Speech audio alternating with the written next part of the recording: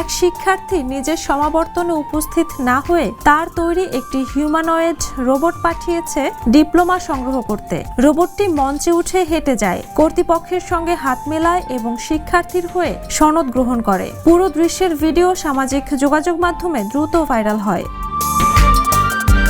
চীনে সম্প্রতি ঘটে যাওয়া এই ঘটনাটি বিশ্বজুড়ে আলোচনার জন্ম দিয়েছে। প্রথমে অনেকেই বিষয়টিকে মজার ঘটনা হিসেবে দেখলেও ধীরে ধীরে এটি বড় একটি প্রশ্ন সামনে এনেছে।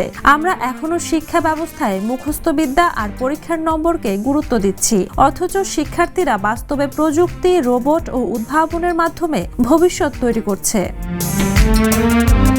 এই ঘটনা স্পষ্ট মনে করিয়ে দেয়, শিক্ষার্থীদের কেবল বইয়ের পাঠ নয়, বরং বাস্তব দক্ষতা, সৃজনশীলতা ও প্রযুক্তি নির্ভর চিন্তা শেখানোর সময় এখনই। শিক্ষা ব্যবস্থাকে যুগের সঙ্গে তাল মেলাতে হবে। Jhuma Mridha, the news.